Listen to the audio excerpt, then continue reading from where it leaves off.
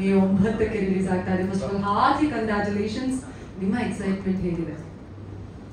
ಮೊದಲಿಗೆ ಇಲ್ಲಿರುವಂತಹ ಎಲ್ಲ ಮಾಧ್ಯಮ ಮಿತ್ರರಿಗೆ, ಎಲ್ಲ ನನ್ನ ಸ್ನೇಹಿತರಿಗೆ, ಹಾಗೆ ನಮ್ಮ ಈ ಸೂತ್ರಧಾರಿ ಸಿನಿಮಾ ಡೇಟ್ನ ಅನೌನ್ಸ್ ಮಾಡಿಕೊಟ್ಟಂತಹ ಪ್ರೊಡ್ಯೂಸರ್ಸ್ಗಳಾದ ಚೇತನ್ ಗೌಡ್ರಿಗೆ, ರಾಜೇಶ್ ಅವ್ರಿಗೆ, ಮುನ್ನೇಗೌಡ್ರಿಗೆ ತುಂಬ ಧನ್ಯವಾದಗಳು. Thank you so much.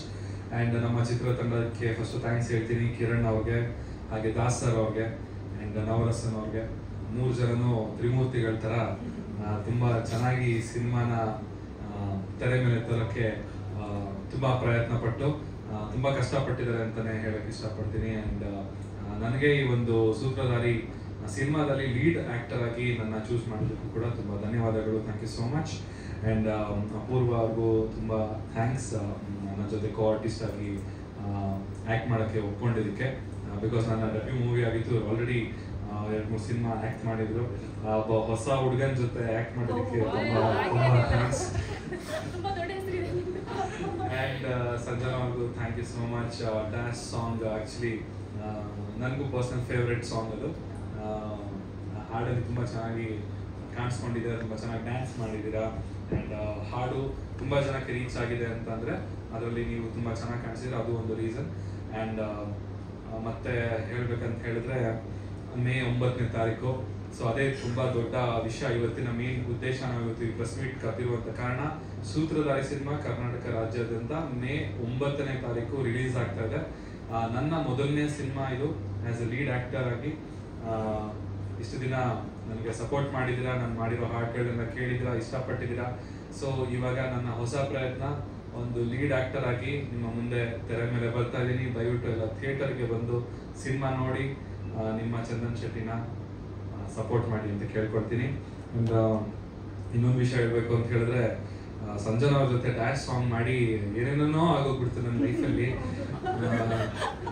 ಎಷ್ಟು ದಿನ ಒಟ್ಟಿಗೆ ನಾವು ಸ್ಟೇಜ್ ಮೇಲೆ ಕಾಣಿಸ್ಕೊಂಡಿರ್ಲಿಲ್ಲ. ನಂದು ಅವ್ರದ್ದು ಮದುವೆ ಆಗುತ್ತೆ ಹಂಗೆ ಹಿಂಗೆ ಅಂತೆಲ್ಲ ತುಂಬಾ ರೂಮರ್ಸ್ ಮಾಡಿದ್ರು. ನನ್ಗೊಬ್ರು ಫೋನ್ ಮಾಡಿದ್ರು ನನ್ನ ಪರಿಚಯದವ್ರನ್ನೇ, ಏನಪ್ಪಾ ಸಂಜನಾ ಜೊತೆ ಮದುವೆ ಅಂತ. ಇಲ್ಲ ಸರ್, ಸುಮ್ಮನೆ ನನ್ಗೆ ಗೊತ್ತು, ನನಗೆ ಗೊತ್ತಿಲ್ಲ ನನ್ನ ಮದುವೆ ಇವ್ರ ಜೊತೆ ಇದೆ ಅಂತ. ಅವ್ರಿಗೆ ಗೊತ್ತಂತೆ, ಅದು ಹಿಂಗೆ ಅಂತ ನನಗೆ ಗೊತ್ತಾಗಿಲ್ಲ. ಸೊ ಇವತ್ತಿಗೆ ಸಂಜನಾ ಅವರೇ, ನೀವು ದಯವಿಟ್ಟು ಹೇಳ್ಬಿಡಿ ಎಲ್ಲರ ಮುಂದೆ. ಕ್ಲಾರಿಫಿಕೇಶನ್ ಕೊಡ್ಬೇಕಿತ್ತು. ಇದು ಮೀಡಿಯಾದಲ್ಲಿ ಇಂಡಸ್ಟ್ರಿ ಅಲ್ಲದೆ ಫ್ಯಾಮಿಲೀಸ್ ಕಡೆಯಿಂದ ಎಲ್ಲ ಪ್ರೆಷರ್ ಆಗೋಕ್ಕೆ ಕ್ವೆಶನ್ಸ್ ಬರಕ್ ಸ್ಟಾರ್ಟ್ ಆಗ್ಬಿಡಿತ್ತು. But he's more like friend or he's more like brother to me. So it's very genuinely very sweet that way. So ಆತರ ಯಾವುದು ಇಲ್ಲ. ನಾವು ಡ್ಯಾಶ್ ಸಾಂಗ್ ಅಲ್ಲಿ ಬಿಟ್ಟೆ ಹಾರ್ಡ್ಲಿ ಸ್ಪೋಕನ್ ನಾನು. ಸೊ ಇವತ್ತೇ ಎಲ್ಲ ಸ್ಪೆಕ್ಯುಲೇಷನ್ಸ್ಗೆ ಒಂದು ಆಕ್ಚುಲಿ ನಿನ್ನೆ ಸಂಜೆ ನಾನು ಪ್ರೆಸ್ ಮೀಟಿಗೆ ಕರೆದಾಗ ಅದೇ ಹೇಳಿದ್ರು ಸರ್, ತಿರ್ಗಾ ಒಂದೇ ಸ್ಟೇಜಲ್ಲಿ ಹತ್ಬೇಕನ್ನೋ ಇಬ್ರು, ತಿರ್ಗಾ ಇನ್ನೊಂದು ಆಗ್ತಾರೆ ಸರ್, ಅದಾಗ್ತಾರೆ ಅದೇ ಹೇಳಿದೆ. ಅದಕ್ಕೊಂದು ಕ್ಲಾರಿಟಿ ನೀವು ಕೊಟ್ಬಿಡಿ. ಯಾಕಂದ್ರೆ ಏನಾಗುತ್ತೆ ಅಂದ್ರೆ, ಇವಾಗ ನೀವು ಮಾತಾಡ್ದಿರೋರ್ಗೂ ಅವ್ರಿಗೆ ಏನ್ ಬೇಕಾದ್ರೂ ಅವ್ರು ಬರ್ಕೊಳಕ್ಕೆ ಜಾಗ ಇರುತ್ತೆ. ನೀವೊಂದ್ಸತಿ ಕ್ಲಾರಿಟಿ ಕೊಟ್ಮೇಲೆ ಅವ್ರಿಗೆ ನೀವು ಮಾತಾಡೋಕೆ ಜಾಗ ಇರಲ್ಲ. ಯಾಕಂದ್ರೆ ಇಲ್ಲಿ ಹೇಳ್ನಲ್ಲ, ಈಗ ಮೇನ್ ಮೀಡಿಯಾ ಯಾವತ್ತೂ ಅದು ಮಾಡೋದಿಲ್ಲ.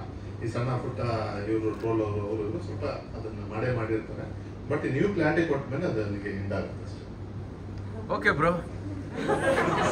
ಓಕೆ ಫ್ರೆಂಡ್ಸ್, ಬಾಯ್.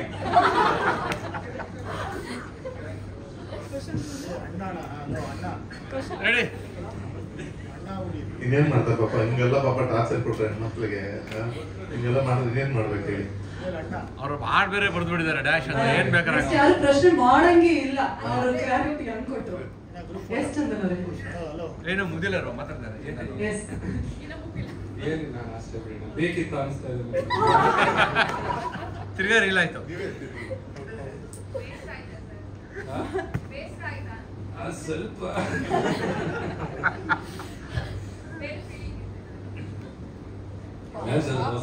ಅಷ್ಟೇನೆ.